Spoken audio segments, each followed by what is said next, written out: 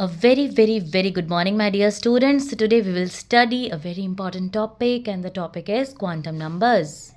Now quantum numbers क्या है? जैसे हमारी जन्म कुंडली होती है ना, होती है।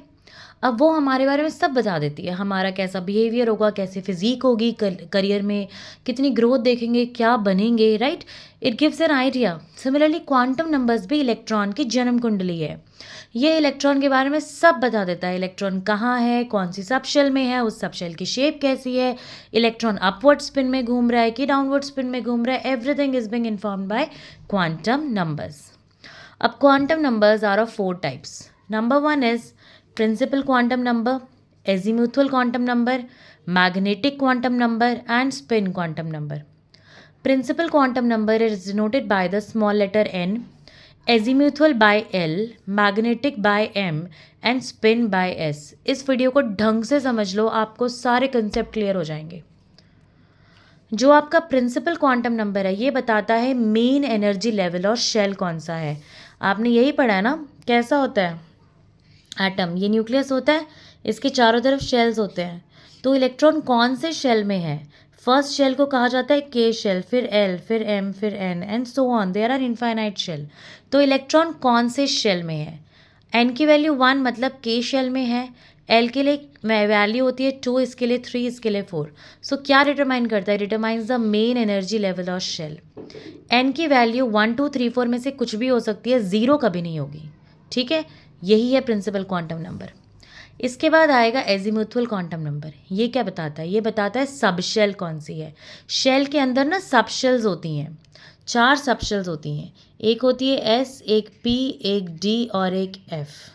इनकी शेप्स अलग अलग होती हैं और नंबर भी अलग अलग होते हैं। एस की सिर्फ एक ही सब शेल होती है, पी की 3 होती हैं, P X, P Y and P Z. D की 5 होती हैं, एफ की 7 सबशेल्स होती हैं। तो कौन सी सबशेल में है, इसमें पी में है, पी में पी एक्स में, पी वाई में, पी जेड में, ये नहीं बताएगा एजीमुथल क्वांटम नंबर। इसे एंगुलर क्वांटम नंबर भी कहते हैं। ये सिर्फ बताएगा कि एस पी डी एफ में से किस में आपका इलेक्ट्रॉन प्रेजेंट है। जो हमारी फर्स्ट शेल होती है ना, इसमें सिर्फ एस होती है। जो सेकेंड शेल होती है इसमें एस भी है और पी भी सब शेल है। थर्ड शेल में एस भी है, पी भी है और डी भी है। ये डिफरेंट सेकेंड वीडियो में आपको और क्लियर हो जाएगा when we will do the numericals और questions regarding this, right.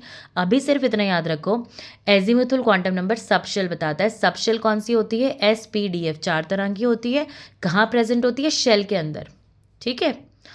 L की वैल्यू होती है 0 to n-1। मतलब अगर n की वैल्यू 1 है तो l की वैल्यू 0 होगी, बिकॉज 1 - 1 इज 0। अगर n की वैल्यू 2 है तो l की वैल्यू होगी 0 और 1। और अगर n की वैल्यू 3 है, तो l की वैल्यू होगी 0 1 and 2 and so on. Clear. अब एक और चीज़ आपको पता होनी चाहिए, जब L की वैल्यू 0 है मतलब S सब शेल की बात हो रही है, 1 है तो P की बात हो रही है, 2 है तो D की बात हो रही है, और L की वैल्यू जब 3 है मतलब F सब शेल है। ये कंसेप्ट तो हमेशा अपने दिमाग में बिल्डअप रखना है। Again I am explaining in short.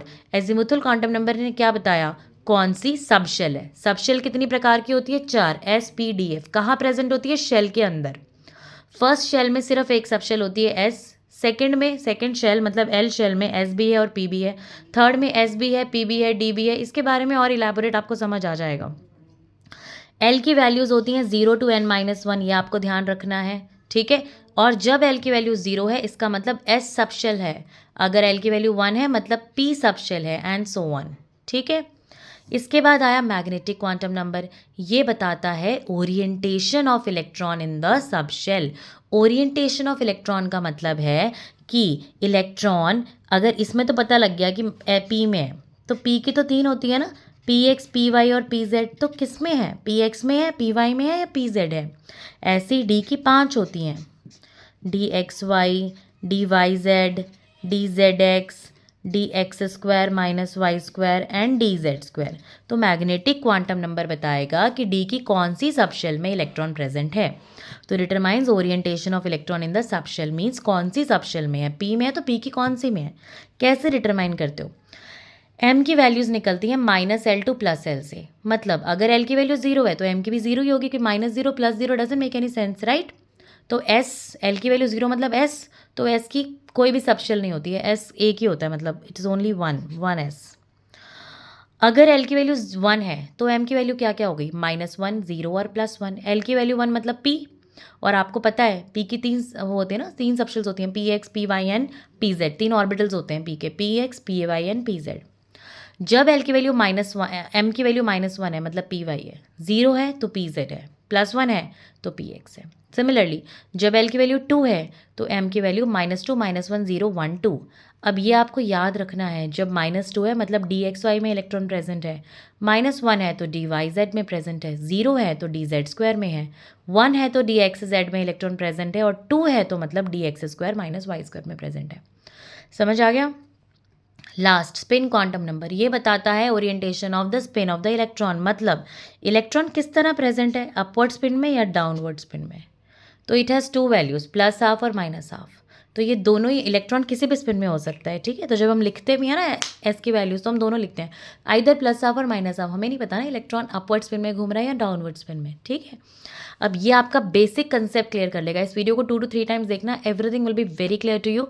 In the next video I am uploading numericals, as in how to, not numericals, questions, as in how to solve the questions, right, how to think what the question is asking, how to relate it to the answer. Clear?